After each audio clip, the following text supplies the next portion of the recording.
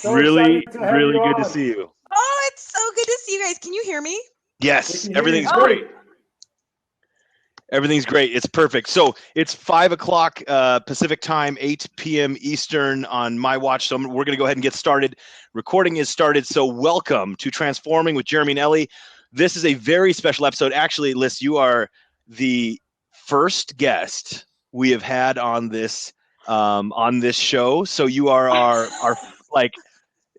You're on the wall. You should have a plaque or something. You're like our first guest. So that's right. It's my honor. We've got some amazing stuff for you this episode. I do want to remind you, if you're new to Blab, welcome. We love to see you here.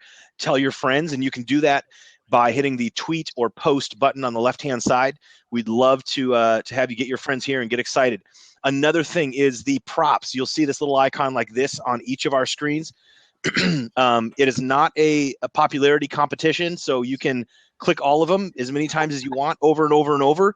But what this does is the more props we get collectively, it lets Blab know that you like our show, you like our stuff, and we'll get featured more. So please, yes, the props are coming in. I love it. I love it. So just keep it coming. Keep it coming. And then also, we are going to have a Q&A. Now, the Q&As, as you know, if you've watched our show before, I mean, you can pretty much ask anything, whatever you want. Lyss is going to be giving us some amazing information today on her story, on the things she's experienced. But if you have other questions for her, questions for Ellie and I, you can do that. And you can actually post a formal question by doing /Q and then your question in the message box to the right. And what that does is it puts it over here on the left for us so that we can save it for when we are ready to answer your question. So sometimes the questions that don't get posted properly, they get, yeah, exactly. Ellie just did it. So, and so sometimes if you don't do the /Q, it gets lost in the jumble of the messages on the right and we miss it, but we don't want to miss your question. So /Q if you have a question. Drizzled Legacy, great to see you. We've got some familiar faces on here. I'm really excited to get this started. So with that in mind, Ellie, take it away. Well, I want to personally welcome a personal friend of mine all the way from the island of Puerto Rico. He goes by Gordito to Fit on here. His name is Alvin. The guy, I think we should have him on the show in the very near future. He's lost over 175 pounds. He is very motivational. First time he's on here, and I just want to welcome him. I know he's listening to us now. Want to say hello, but more importantly, I want to say hello to our special guest this evening, Lyss Remaly. Thank you so much for coming on tonight. We are so excited to see you. I can guarantee you that so far we have about 70 people on here. I promise you, Super Bowl Sunday, everybody's here to see you, Lyss, and not Jeremy and I. Yeah, no, they're not here to see us. Trust me. Guys. I can assure you of that. You know, we've got the Super Bowl of weight loss right here going on. That's right. That's right. You are the MVP, baby. You are the MVP. And actually, really excited to have you.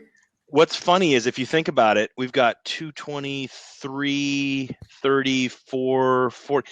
We've got almost like 450 pounds of fat loss between the three of us. That's that's a big person, man. Pretty amazing. That's great. High five, that's right. Awesome. You know, Lyss, I got to speak to you a little bit earlier this week over the phone, and we kind of went over a few of the things and some of the questions that we're going to go through on the show. But before we get to all of the amazing questions that everybody has for you, I wanted to discuss very briefly about, there's different ways of losing weight. Many of us, for instance, everybody knows our story, or they should know our story. They've been listening to our blabs in the last few weeks. And, we've done our weight loss, what we call naturally, no surgery or anything like that. But I think it's important that we discuss that there's many different ways of getting into weight loss. Surgery is definitely a controversial issue that I don't want to make it controversial this evening. Because there are, everybody's different and everybody's situation is different. So we can't judge and say, oh, you know what? They did it the easy way. So I'm going to come out just right now and just lay it out. Lyss got surgery. She's going to answer our questions about it, the surgery, the type of surgery she had, why she had the surgery, Actually, Lyss has had 2 weight loss surgeries, and she's going to discuss about that and how that is not the easy way out. It is not the easy way out. Some people, should go that route. Some people have to go that route. Some people don't have to go that route, and some people shouldn't have to go that route. It's all very individual, but if you guys are thinking that surgery is the easy way out, I can guarantee you, and Lyss is going to confirm it tonight, that it is not the easy way out, and you still have to work your butt off. It is only a tool like any other tool that we can use for weight loss. One of the other big things that we're going to discuss is something that we discussed. Somebody asked a question last week when we had our Q&A episode about loose skin. Jerry and I both said we were very fortunate not to have to need the surgery, but that we would definitely get the surgery without a doubt. We needed it. Like tomorrow, if I needed it, I would get it done. Lyss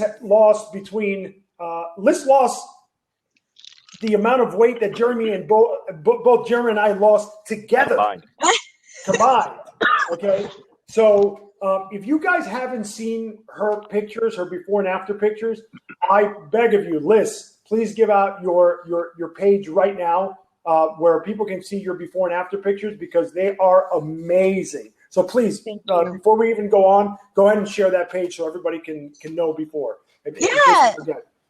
So on Facebook, anybody can find me, Lyss Remaly, LYSSREMALY. Also, I'm on Instagram, Fabulous88 on Instagram. Also, I have a page on Facebook called From Bariatrics to Bodybuilding, which is also the title of my book that I'm writing, my memoir. So you can find me anywhere on there. Awesome. Guys, please check her out because I can guarantee you if you have not seen her before and her competing pictures, it really is super inspiring and something that we can all learn from just by looking at the pictures. They say the pictures are worth 1,000 words. These are worth 220 words at least. So in pounds. So Lyss, let's get started. People want to hear from you and not from us tonight. So why don't you just give us a little bit of a summary of your story, how you started out, a little bit about your life being overweight. Were you overweight as a child? Is this something that came on in your teenage years? When was it that you decided that, enough was enough? And tell us a little bit about how you went into having your first surgery and how that worked out and how you got into your second surgery. So please, the floor is yours and people want to hear from you. Shoot. Thank you. Well, first of all, thank you guys both for having me. This is so exciting. I am just beyond excited and honored to be on the show with you guys. So thank you. A little bit of background. I was born regular kid, but as I got a little older, I was the chubby fat baby. Looked like she had rubber bands in her elbows and legs, and it just wasn't as cute when I was 13, 14, 15.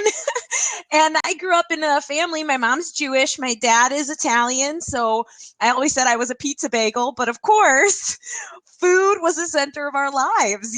We were talking about our next meal while we were eating our meal. It was, huge dinners. And so our lives revolved around food. And I didn't even realize it was a problem or a bad thing or that being overweight was a bad thing until I went to school and kids had no problem telling me exactly how wrong it was to be fat. And of course I was teased and bullied, and that was kind of where the funny fat girl thing came from. I, just kind of adapted, and I always had a funny, goofy, silly family and kind of went through my teenage years as the funny fat girl, and I played that role like a champion. And then in high school, I just kind of kept eating my feelings, and I got up to, I think it was 280 pounds my senior year of high school, and I thought, you know what, I need to lose the weight, and I went in for the lap band surgery, and I would be lying if I said I didn't think of it as a quick fix. I wanted to lose weight, and I wanted to lose weight fast. And I did. I lost about 50 pounds from the lap band, which was great. But then I ate the foods that went through the lap band easily, like milkshakes and mashed potatoes and, the feel-good comfort foods that just slide right through. Yeah. and ended up gaining about 150 pounds after the lap band. It happened over a progression of, a few years, obviously. And I got up to about 350 pounds when I was 21 years old. And I had what I call my click moment, where I was going to New York for an audition. I've been an actress my whole entire life. And so I was going to New York for an audition, and I didn't fit in the airplane seat. And they made me buy the seat next to mine. Wow. And in case that weren't traumatizing enough, on that same flight, I needed an extender seatbelt because the seatbelt didn't fit around me. And so here I am, sobbing, crying, 21 years old on this airplane. And I was like, this is enough. I'm killing myself. I can't walk up a flight of stairs. I can't put on my own bra. I had to, thank goodness I went to college in Las Vegas because I could wear flip-flops all the time. I didn't have to worry about putting on my own shoes. And I decided that I would have what's called the duodenal switch surgery, which is another form of bariatric surgery. And at that point, I figured, well, the lap band wasn't invasive enough. I need to go big. And so I did. And the first few months after surgery, I really didn't lose very much weight. And other people who had had the surgery, they had lost 50, 60 pounds. And I had another kind of moment of reckoning where I realized that I was still eating the same trash that got me to that extra 150 pounds, the 350 pounds. I was just eating less of it, but it was the same stuff. And that was kind of the moment that changed my life, where I realized the problem isn't the food. The solution isn't the surgery. The problem is me, and the solution is me. And I need to figure it out, and figure it out fast, or I'm heading for a world of hurt and disease and a life that I don't want to live. And so that was when I sat down and I literally wrote a list of all of the bad habits and behaviors and mentality hangups that I had acquired over years and years and years of just life as a fat kid. And I went item by item through the list and either tried to phase out that behavior or get rid of it or change it. And that's what took me 5 years to lose the weight, is that I had to change upstairs. You change your life. Yeah, you change your life. That's crazy. Now, did you have any sort of guidance or coaching on this, or was this all something you created on your own and just kind of did it on your own regard? It was kind of on my own terms, because really my bariatric surgeon, my doctor, was amazing, and he was so kind and understanding. And here I was, I had already failed one surgery, and I failed, as much as I wanted to blame the lap band and say, oh, it's defective, it gave me a bad lap band, it was me. And here I am going to this doctor and saying, look, I know I screwed up before, but this time will be the winner. He was just so kind and understanding, but there's only so much a doctor can do. He has other patients to worry about, and they have, other things to do. So I really had to figure it out on my own. And find surgery, and I'm sure that you will agree with this. I mean, you said it just a minute ago, is not the solution. It is a tool, but at the end of the day, if your habits don't change, if your lifestyle doesn't change, you're really back at the exact same place. Exactly. Yeah. Right. As far as weight is concerned, because the mentality is really, and Jeremy and I say it all the time. It was pretty easy, I say easy with quotation marks, pretty easy to lose 110 pounds. It was really hard to get through the mentality of having lost that 110 pounds and not have that, fat guy, fat boy mentality, which I'm sure that you can relate to, Liz. And I'm sure that a lot of, folks that are listening to you tonight are relating to a lot of this stuff, the seat on the airplane and the seatbelt extender and all these things, there are common denominators when we're overweight. So you went through this lap band, which was, technically a failure. You said you ate through it, because basically what the lap band does is it's just a band that tightens around a particular part of your stomach and makes the stomach smaller. Am I correct? Exactly. In general terms? Mm-hmm. Right. So, but this band can actually expand, and it can actually even break pretty much, if you eat enough and your stomach extends, because, our stomach is a muscle that does expand. The more we put into it, the more it expands, etc. Exactly. So your lap band expanded. You gained 150 pounds, a couple of years after your surgery, for argument's sake, and you went into what was the duodenal switch, which is a different type of surgery that actually reduces your stomach, doesn't just band it together, correct? Correct. Okay, but now the question is this. You got into your second surgery, you lost a few pounds, not nearly what you thought you were going to lose, correct? Correct. How much did you lose with that duodenal switch? So initially, within the first 6 months, I lost about 40 to 50 pounds. And a lot of people lose about 80 to 100 pounds within that time frame, because that's really when the body is adapting and getting used to the surgery. And when you have more weight, you kind of have more weight to lose initially. But unfortunately, that was not my case. And so when I got on the scale and had my follow-up with my doctor and saw that my weight was really not where I had expected it to be, that was when I kind of had my second click moment. For sure. And I mean, and so I'm sorry, go ahead, Jeremy. No, I'm just saying, like, I personally have worked with people all over the world who came to me after having at least one, if not multiple, weight loss surgeries, who were bigger coming to me than they were prior to getting the surgery to begin with. So it is absolutely, I mean, without a doubt. And somebody even said, Gary Willis, what's up, Gary? The problem is me and the solution is me. What a powerful quote. And he's absolutely right. Absolutely those words, right. I mean, those words are powerful right there. And that is truly what the solution is. It's a lifestyle change. It is. There really is no quick fix out there. I mean, you can cut off parts of your stomach. You can do whatever you want to do. But if you are not changing your own lifestyle, your own behavior, your results will be very, very minimal to anything at all, if not regressing. Exactly. Yeah, and that's one thing I like to say too, is that the food isn't the problem. It's a symptom of the problem. The problem is usually much deeper, whether it's you eat for comfort, whether it's you eat when you're stressed or sad or happy or excited. It's so much deeper than the food. And that was part of the list of behaviors that I had to come up with, was why am I eating the way I eat? Because I was a closet eater. I would go to Burger King and get 4 Whoppers with cheese and a king-size fry and a Diet Coke, because let's not get crazy. No, come on, yeah.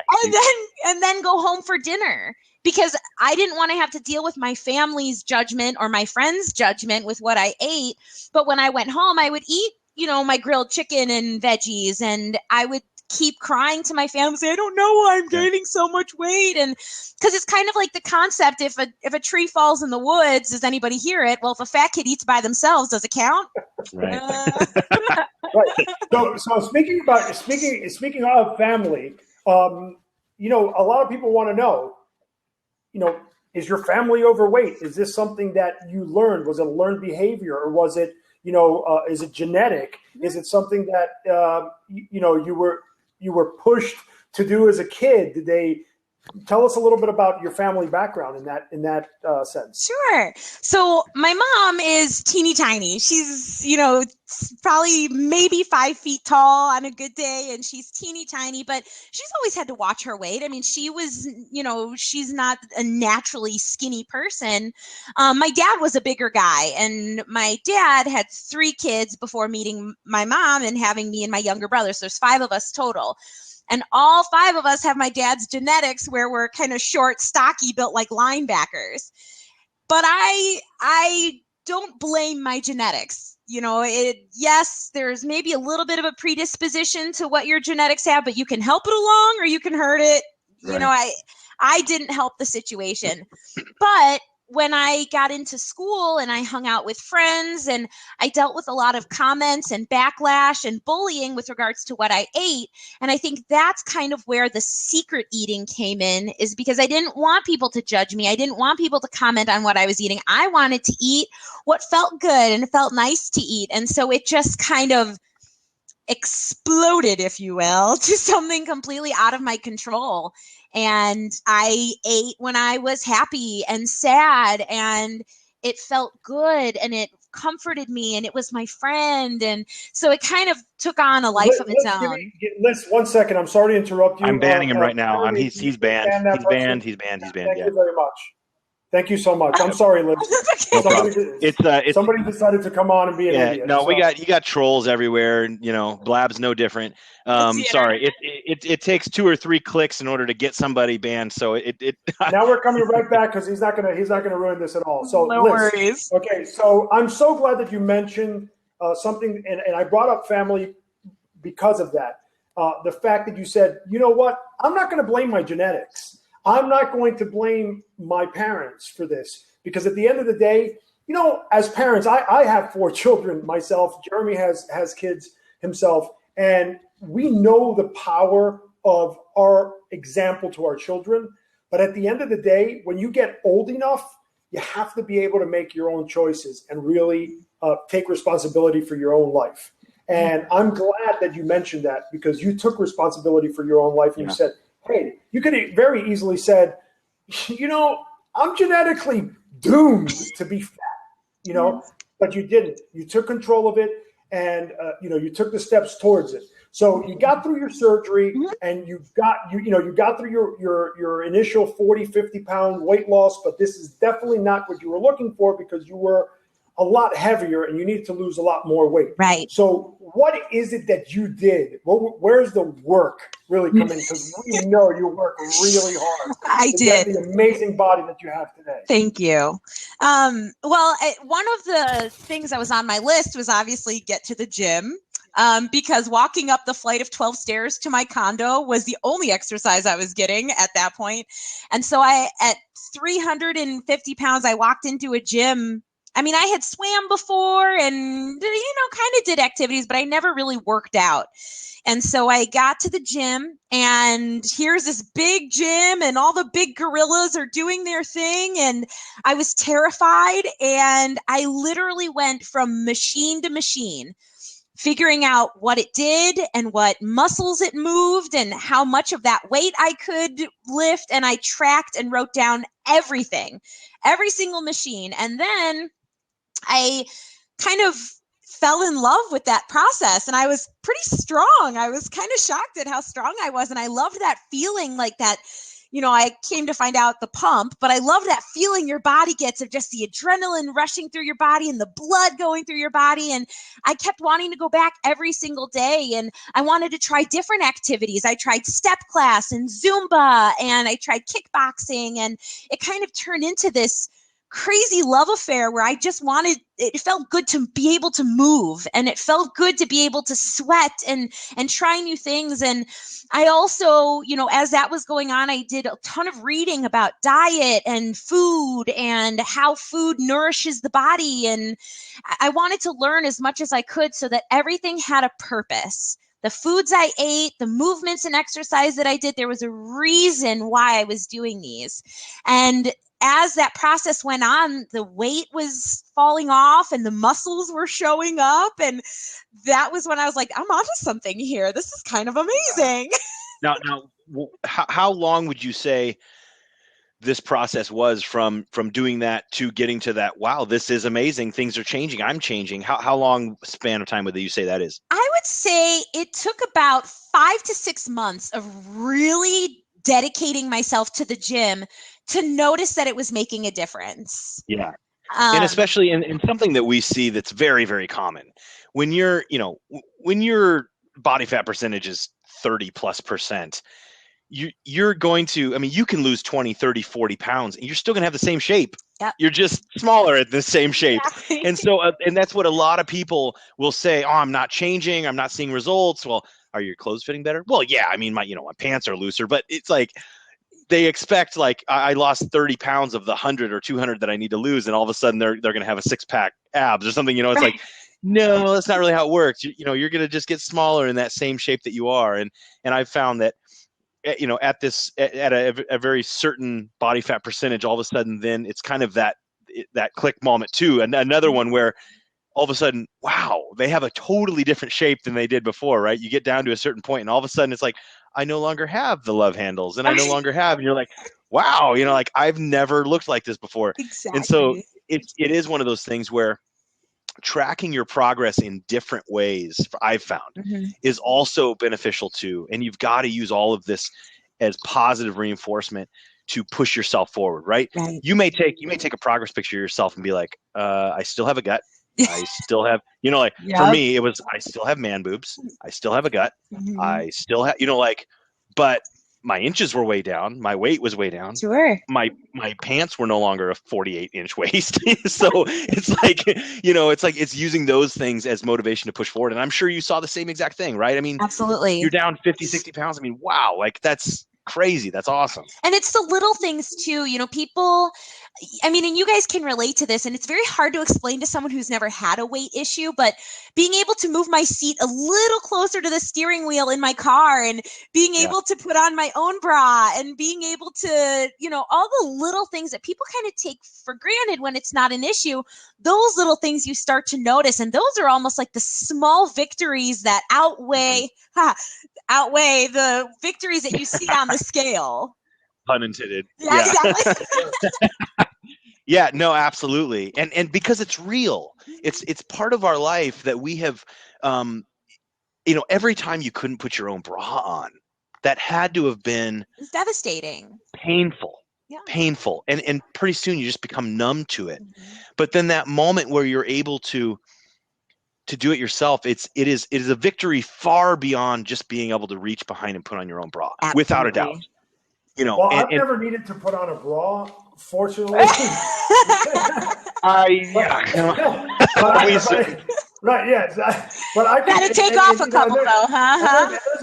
And there's a lot of guys on this blab. So, but something that we can all relate to is that airplane seat. How does it feel going on an airplane now? Oh my God! I can tell you, 9 years later, I'm like, man, I got room in here, baby. Woo, And I'm gonna pull this strap as tight as it goes. That's right. Look, it's 1.5 feet worth of. We laugh about it, right. But the truth is that these are, I'm 9 years into this, and I still celebrate those victories. I don't know about you, Liz. Oh, totally. Right? Absolutely. Yeah. So every time I get in my car and I don't have to squeeze in and then pull the seatbelt around, I'm just doing a little victory dance, or when I can walk up a whole flight of stairs and I'm not winded and want to die, I'm like, this is awesome. You know what's great about this is that this entire time we're look at us, we're all three of us are super excited about these seat belts, being able to sit in an airplane seat, not having to squeeze into a car, not having to sweat our bodies into getting our seat belts across us in the car. Not once has one of us mentioned the 6-pack. Right. Not once has one mentioned being in a bikini or in a bathing suit, which is what most people think that we're, oh my God, you're so lucky. Look at you. You know what, guys, we celebrate these small victories because we are just like you, exactly. Each and every one of you. Okay. And this is the common denominator. And this is why we have somebody like Lyss here. Not only is she an amazing athlete, okay, and I reiterate, I've seen her bodybuilding pictures, and it's like, holy crap, you would never, ever know that this girl was, even 25 pounds overweight, never mind 220. But again, here she is not mentioning once, I look great in a bikini today. I look great on stage, showing my muscle. She's talking about being able to sit in an airplane seat. And this is what we want you to know is that, yes, you can be on a stage if that's what you choose. You can be in a bikini if that's what you choose. Yeah. But the entire thing here is that this all takes time.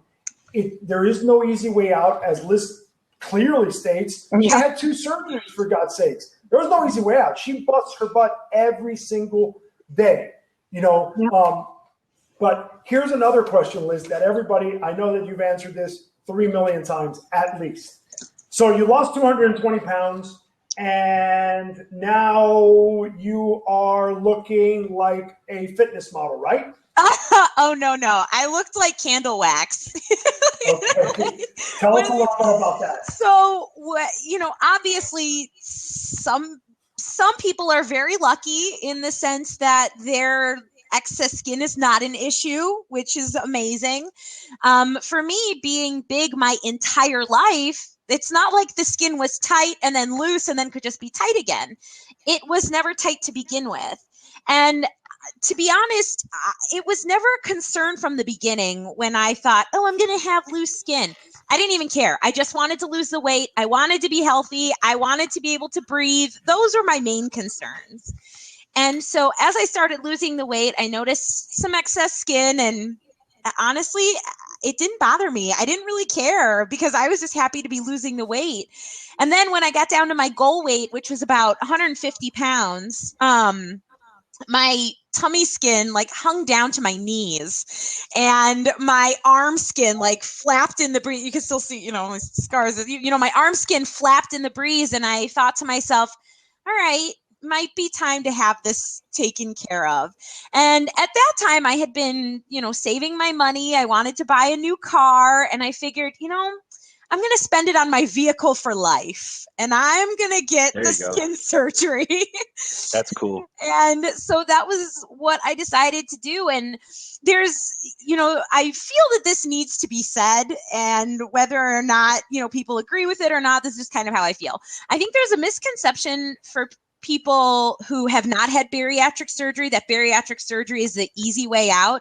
But I think there's also a misconception in the bariatric community that skin surgery will reveal this beautiful, slim fitness model body. And that's not the case either. Building muscle and toning your body, it still takes just as much work as losing the weight does, whether you have surgery or not. So I just feel like that side note needs to be said. So here I had, muscles. Toning. So just about that, we hear a lot about, especially I hear it from women mostly, about how do I tone? Yeah. But I don't want to be big. I don't want to lift weights. Yeah. Right. I don't want to be a bodybuilder. I don't want to be too big. Yeah. When I respond to that, I'm a guy, so I'm usually looked at like, you're a girl. Okay. So tell us about, and you're definitely not bulky. I mean, Thank you. Very nicely muscular, but you are still very, very feminine, and you are definitely toned. Thank you. So tell us about what toning really means, and about how difficult it is to really get bulky by lifting weights. Okay. So I'm going to answer that last part first. Women build muscle the same way men build muscle. Muscle is muscle, but men have the advantage of testosterone and women have estrogen. So it is impossible for women to gain the amount of muscle that you see on the front cover of Muscular Development magazine without the use of enhancements, steroids, testosterone boosters. The women that you see competing in bodybuilding with, forgive me, with man jaw, the in and out voice, the, what comes with steroids, those women are using enhancements, fat burners, that are not sold over the counter. And if it works for them, that's great. If that's the look you're going for, that's fabulous. I would never, give somebody, I look at steroids the same way as I look at bariatric surgery. It's not a quick fix. You still have to bust it, but it kind of helps you along the way if that's what you're looking for. Right. For women, in terms of building muscle, I still lift really heavy. I'm doing deadlifts. I'm doing bench press. I'm doing squats, and I'm loading up the plates, and I'm trying to lift as heavy and as hard as I can. And this is what I'm left with is a muscular, strong body. And I don't think I look manly or bulky, so I think that, women are under. You definitely don't. Thank you. I'm very aware that you're a woman on the other end of the screen. I'm just letting you know. I don't have to show guys. Okay. I think that's a different show for a different day. with a different rating. And I think, women want to say, oh, I don't want to get bulky. You have to try to get bulky as a woman. I think any woman who, as a guy too, let me just tell you. Yeah, no, it doesn't come easy for anyone. And another thing too is, and this is something I tell my clients all the time. And Lyss, what happens? Let's say, just hypothetically, that you woke up tomorrow, you look at yourself in the mirror and you're like, oh, good God, what have I done to myself? I'm huge. I'm so bulky. What would happen if you just stopped eating as much and stopped lifting weights? Within a very short amount of time, you'll come right back down. If you don't use it, you lose it. Exactly. And so all these women that are so afraid to lift more than 2.5 or 5 pounds, it's just ridiculous. You have no idea how much you're holding yourself back. You're spinning your wheels. It's a lack of education. You are. Right. It's a lack of education. I really think, and that's why I brought it up, because I don't think it's, the mentality of somebody like that is not that they're dumb. They're not. They're just they're ignorant to the fact we're all ignorant of a million different things. I don't know how to fly a plane. I'm not an idiot. I'm just ignorant. I don't know how to fly a plane. Right. Nobody's ever taught me. So the same thing when people, especially women, they say, I've even heard guys, don't get too big. You don't want to get too. I don't want to get too big. I'm like, buddy, that should be your problem. Right. Is even if you get a quarter of as big as you're thinking you're going to get. Right. Okay. Because I know exactly how hard that is, but that's what actually tones your body. You want to hear the word tone? That is tonification, folks. Tonification. Yes, that's what it is. Well, it's a new word. It's a new word. It is now. It is now. It's in history, brother. Dictionary. Well, and that's one of the things that just boggles my mind. The way people think, I don't know. Me personally, I would never not do something because I was scared of what could happen. I would rather give it a try, find out, and then know. It's the same with people with the loose skin. They say, "Oh, I don't want to have loose skin, so I'm not going to lose weight, or I'm not going to." Just give it a try. Which is absolutely absurd to me. It's absurd to me. And we talked about this Ellie and I talked about this in the last episode, in how many people fear loose skin so much that they won't even start their journey. That's shocking. It's mind-blowing to me. Mm-hmm. Now, we do have a couple questions here that we're kind of in this place where it'd be a good time. Sure. Lyss, did you do anything special for stretch marks? Any lotions, creams, oils, any weird witchery? Did you do anything for stretch marks? Yes. So I was very conscious the whole time I was losing weight about my skin. I always wanted to take care of my skin no matter what. But I use coconut oil and vitamin E every single day on my skin, but I also stay incredibly hydrated. And I think that the combination of everything, the skin and the stretch marks, aren't as bad as they could have been.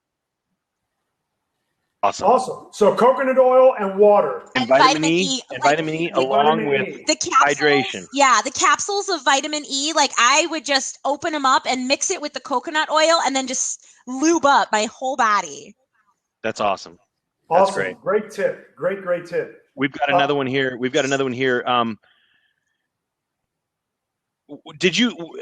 Let's go back from the beginning. Let's talk about maybe when you did have your nutrition a little bit more under control, right? It wasn't like post-surgery when you were still eating the same things, just a little bit smaller quantities. But once you started reading about nutrition and started really understanding it and eating probably more towards how you should, let's talk cheat meals. How, and I'll interject here with my own speech. Being a former closet eater myself, mm-hmm. cheat meals were kind of a hard thing for me because I had major eating issues. Mm-hmm. And so you can say oh, it's a cheat meal, it's a planned cheat meal, but I didn't know I would easily get out of control. And so it's one of those, you give me an inch, I'm going to take a mile, and exactly. I can't stop myself and all this stuff. Right. It's been a very, very long journey to where I am now, where I feel in control. But let's talk about you. cheat meal wise, can you cover and tell them what did you do for cheat meals? What did you do for the pizzas and the burgers and all this stuff? So I wish I could say that I did the same thing from the very beginning, but this has been a process, and the process has been in my mind. And please don't assume that now that I've lost the weight that it's any easier now than it was before. I still have mental hangups now. I still have my food demons now. I just have a better way of dealing with them. But before, when I was, really getting into dieting and nutrition and the way that I should, I started with a cheat day. And I let myself have a day of things that I wanted to eat, that I was craving, and that I, had kind of looked forward to all week. And that kind of gave me the inspiration, I guess, to go for better foods. When I was eating the trash like McDonald's and Wendy's or, all the time during the week, it didn't feel like it was special or like it was something good. But when I waited all week, that was when I wanted a good grass-fed burger with Gouda cheese and bacon and macaroni and cheese. You start appreciating food, and the relationship with food gets a little bit better. And so I would let myself have a cheat day. And I did that for the first, I think, like 3 or 4 years. I let myself have a cheat day, and it worked, and it kept me. I mean, I had my hangups. I would go for a venti mocha frappuccino once or twice, and I'd have a slip up where I'd want some nuggets, but I tried to keep those as under control as possible. And if I did do that I kind of in a way punished myself, and that cut into my cheat day. I didn't let myself have, the extra burger during my cheat day because I had already had a treat during the week. So I kind of played like this reward and, suffrage thing with myself. And then when I decided to compete in bodybuilding, it became a cheat meal. Because now I had a structured diet. Now I had a plan, and now there was a reason for that cheat meal. When you're dieting hard and you're training hard, your body needs that cheat meal to restore all those glycogen, levels that you're depleting during the week. So now my cheat meal had an actual purpose. And that came again with education. I really taught myself why it wasn't my mind that needed the cheat meal anymore. My body needed it. Mm-hmm. So Lyss, this is incredible because you're mentioning, you're touching on such great topics, and I am really, really happy that you're with us tonight. I think that everybody on here is also getting some amazing information from what I like to call a real person. You're not this. You could very well be a cover model, but we're not interviewing Nicole Wilkins. Right. or what's her name? Dana Lynn Daly. Yeah. So, we're interviewing somebody that is real, like Jeremy and I. Well, Jeremy's another story. He's really not real. Totally fake. He's a superhero. He's made up by me. But anyway, but here's a real person, an average, normal person that is doing extraordinary things. I don't want people to leave here thinking that they're going to go tomorrow and join the gym and get a trainer and start a diet, and that in 6 months they're going to be doing the things that you're doing now. Nope. When they look at me, when they look at Jeremy, we're into this about 10 years, give or take. Okay, how long has it been from when you started out with your first surgery to where you are now? What's the time span? Wow, from the first surgery, I had my first surgery at 17, so it's been 10 years since my first surgery. So you're 27. That means you're 27? I'm 27, yes. Okay. But if you ask me, I'll say 25. Tanya Grove had asked how old you are, and so 27 years old, just so everyone knows. 27, yes. So first surgery at 17, and so you're 27 now. When was your first bodybuilding competition where you were completely ready to go and show your body to the world, fitness-wise? This past June 2015. Wow, congratulations. That is absolutely awesome. So we're talking 10 years. Funny how it's funny how everything kind of here. We're all very different ages. Mhm. I'm the old guy in the group. You're the baby in the group, Liz, and Jeremy is just Jeremy. I'm fake anyway, so it doesn't matter. Okay. Jeremy, how old are you? I'm 34. Jeremy's 34.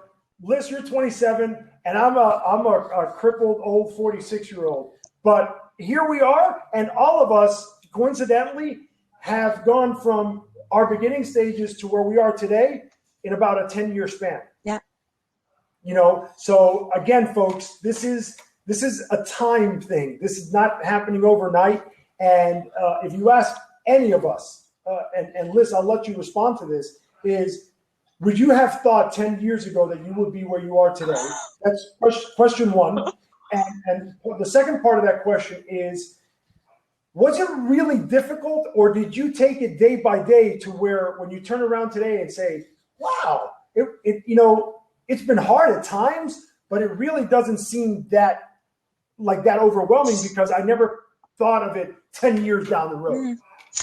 So to answer your question, when I kind of self-reflect and think about my history, I remember a specific night where I was at my highest weight, 350 pounds, and I had ordered an entire Chinese dinner on my own. The orange chicken, the crab ragoon, 2 orders of fried rice.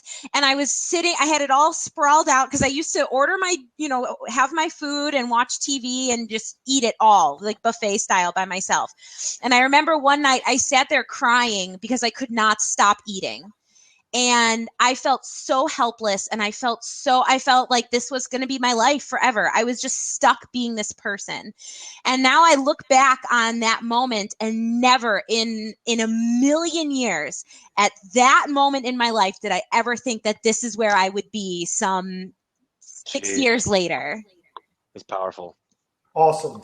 And it was never easy. It was never, I'll just coast through. And, working out was always the fun part. Not that it was easy, but it was the enjoyable part of the process.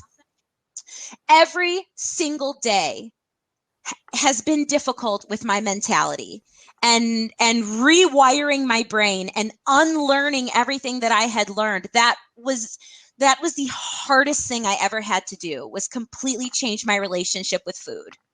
Yeah.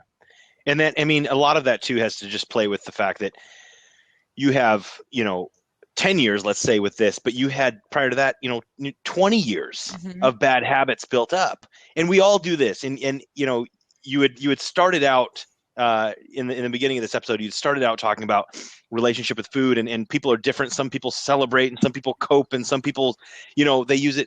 But we all do. Everyone does. And I'll tell you, from clients around the world, everyone does this. Mm-hmm. We use food for nearly everything in life. Exactly. You had a good day? Awesome. Let's celebrate. You had a bad day? Doesn't matter. Let's go eat. Birthday, Christmas, Thanksgiving, New Year's. You stress. Else to do? Stress. Divorce, marriage. It doesn't matter what it is. We use food as a emotional coping mechanism, whether it be good or bad, for everything we're doing. We are highly, highly integrated in our emotions when it comes to food. Exactly. And so when you start talking about living a life where you've abused that relationship, mm-hmm. It is very difficult. And this does not go away overnight. Mm-hmm. There are people that think like, I can just get surgery and, 12 weeks later, I'm going to have the body of my dreams. Nope. Trust me. The root of the problem, as she said, and I wish I had that. I'll have to go back and find that quote. The problem was me, and the solution is going to be me. That's right. Exactly. That is so powerful. I'm going to go write that down and use that again. And I'll try to. If we could maybe sign some sort of contract where I don't have to pay you every time I use that, because and that'll be used a lot. But the problem is with us and the habits that we have built and the relationships that we have built with these negative things in our life. And we all do it to some sort of extent. Right. There are those out there. Oh, go ahead. Well, I was just going to say, if it were really that easy and if surgery were really the easy way out, I would think that more people would be successful 5-10 years after having surgery. But a lot of people don't take the necessary steps to fix up here. And so 5 years later, they're right back where they started from. Yeah. And I'd like to place a blame on somebody for that. And I usually don't play the blame game, but I do unfortunately have to place a blame on the doctors that are offering this. Absolutely. Listen, I'm not saying that all the doctors that are out there selling bariatric surgery are out for a buck. Okay, I'm sure there's a lot of great men and women out there that really want to help people out, and perhaps they really don't understand. They may be doctors and they may be very smart at what they do, sure, but they really don't understand the mentality of it, and they think that, hey, just with a little bit of counseling in our office, we can get these people on the right track. Right. It's not. I think that counseling has to be a lot more than it is today. I think it has to be a lot more in depth than it is today before people get into the surgery. Because again, if it was more in depth and if it was for a longer period of time, people would be a lot more successful with the surgeries. Unfortunately, I know, listen, I can count at least 10 people that I know personally that I know, flesh and blood, not through the internet, not through people I just met once. I'm talking about friends and acquaintances that have had some type of weight loss surgery, whether it was the lap band, whether it was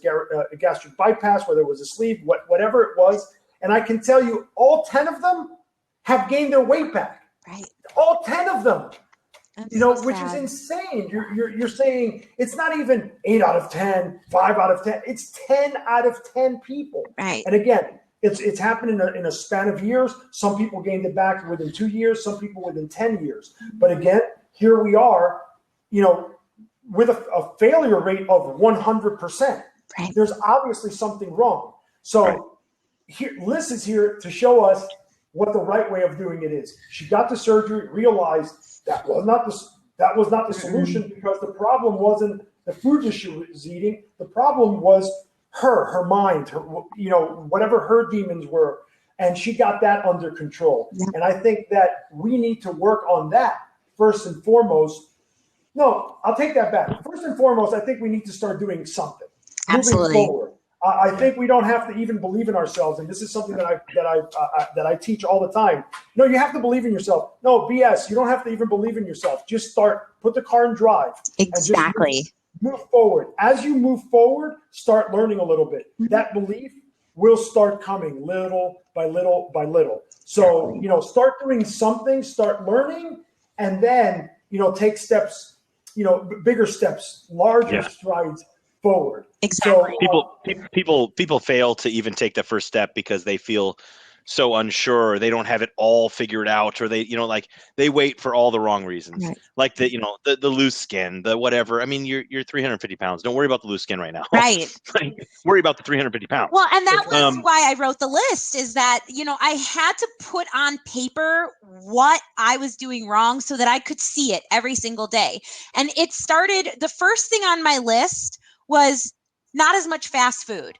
And so, it may be later on down the road that my goal will be step on stage as a bodybuilder, but that would come later on. I just wanted, like you said, to do something, and it kept progressing, and I kept making changes and adjustments, and I still have a list going today. I'm never going to stop with my list. Right. No, we should all be self-improving. No one's perfect. Exactly. There should always be something we're working on in our lives, regardless of where we're at. Why are you speaking for everybody, Jeremy? Why are you speaking for everybody that we're not perfect? You're perfect, Ellie. I'm sorry. Lyss and I have some things that we're working on at all times. I wasn't talking about myself. I'd like to think I am. I'm sure there's people on here that think they're perfect, so let's not speak for everybody, man. All right? Well, I hate to be the person to have to break it to them, but we could be your number one fan. Right. Yeah. No, the number one on my list is just be perfect like Ellie. And I've been striving for that for a long time. I wish, dude. Yeah. We have less than 10 minutes now. We've got 7 minutes going. We've got a couple questions here. So if you don't mind, Lyss, could we throw a couple more questions at you? Sure, lay it on me. Okay. Let's talk. Pretty Blonde Girl is saying, what was your biggest mental hurdle you had to face? Ooh, that's a good question. The biggest mental hurdle was the foods that I thought I would miss out on. And whether that be in a social situation with my friends who are going out for sushi and, hey, I want sushi and I really miss my mashed potatoes. I really miss my burgers. I'm missing out on, it's that feeling of what am I missing?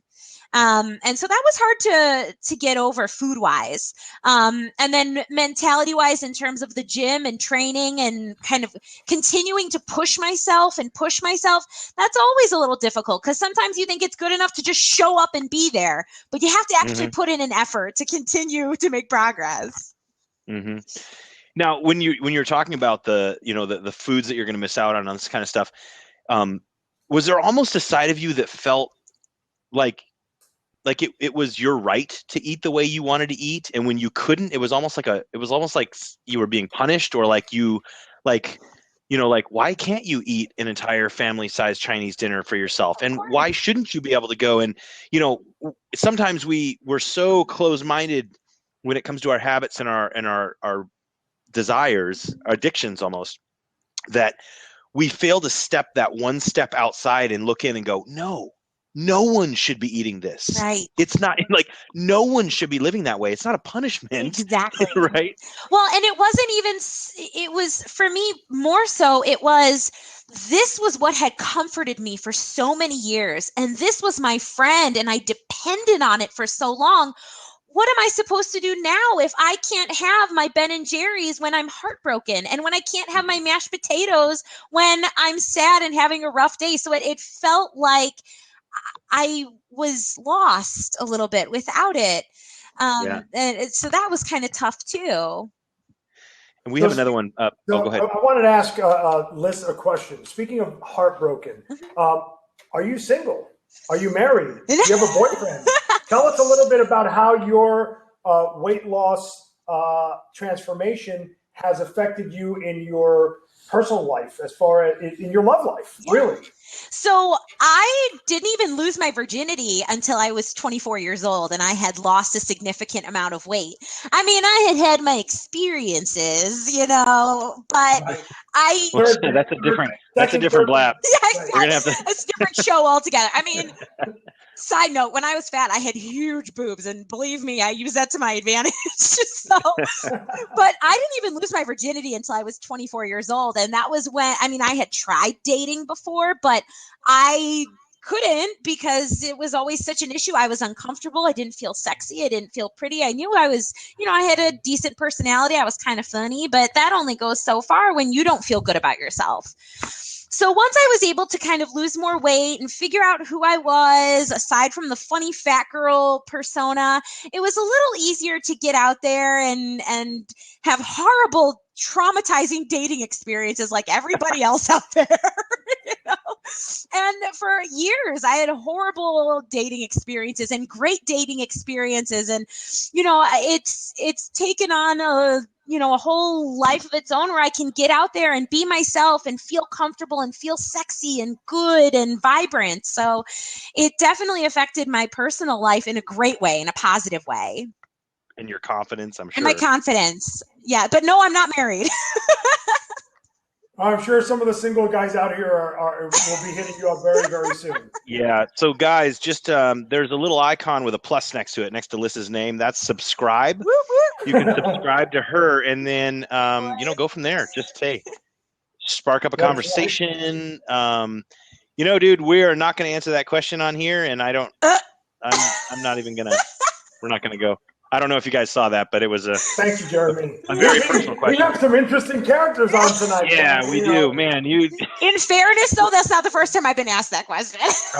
No, I've been asked some crazy stuff too, but it's just been, like I said, this is the first time we've ever had a guest, and so obviously it's the first time that we've ever had a female on here too. So you get all these, these guys that would just pass us up because it's two dudes running a show. Now we've got a woman on here, and they come out of the woodwork. So we've got another question here, and only a couple minutes left.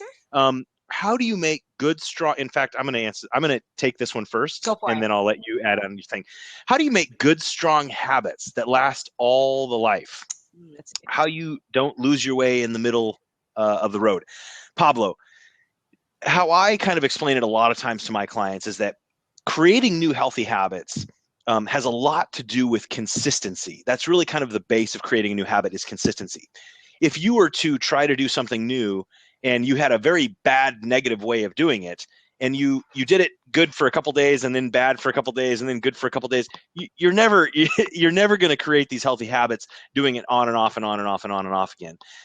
Consistency really is the key. Now, it doesn't mean that you're not going to have a bad day. It doesn't mean you're not going to give into that temptation once in a while. The point is picking yourself up and pushing forward with what you know is the right path. And with that consistency, you will start to build these into new lifestyle habits where once it is truly a habit, it's effortless, because that's the whole point of habits. Habits are built into our brain so that we don't have to physically think about the actual actions that were taking place. That's what a habit is. And so once it is a habit, it's effortless. It is something you will do that takes very, very little effort. But until then, it will take the one step at a time approach. It'll take the day by mentality. It'll take the, motivating yourself, reminding yourself of your goals, and staying strong on a day-to-day basis with that consistency in place until you build it into a true habit. So, Jeremy, I hate to break this up. I'm glad that you finished answering that question. Pablo, muchas gracias. Sé que hablas español. Thank you, Pablo. Pablo is one of our Spanish-speaking members on here. I wanted to say something in Spanish. We have run out of time. Lyss, we are extremely grateful for you to have joined us this evening. Thank you. Yes.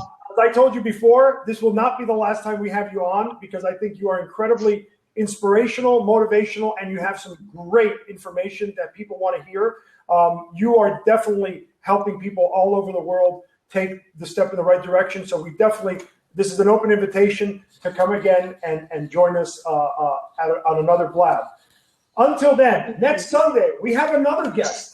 This one is a male guest, and many of you know him. His name is Drew Manning, and he is the author of Fit to Fat to Fit. He has a brand new show on A&E called Fit to Fat to Fit. Drew is going to join us next Sunday. He's going to tell us all about his going from a super duper ripped professional bodybuilder trainer to have purposely gained over 80 pounds to see what it felt like to be obese and how to lose the weight together with his clients. This is what the A&E show on TV, actually now, it's a current show that just started a few episodes ago. This is what the show is about, different trainers that have been ripped and have gained the weight to lose it together with their clients. Drew will be joining us next Sunday, 8 p.m. Eastern Time, 5 p.m. Pacific. We look forward to having you again. Jeremy, thank you so much, buddy. Lyss, thank you so much. And join us whenever you like, please. All right? Thank you guys for having me. Our pleasure. So until next time, Jeremy, peace out. Peace out. I can't wait to have you back, Lyss. We've got a lot to learn from you. An hour wasn't long enough. So you guys have a fantastic day. We see you next week, every Sunday, 8 p.m. Eastern, 5 p.m. Pacific. Good night, guys.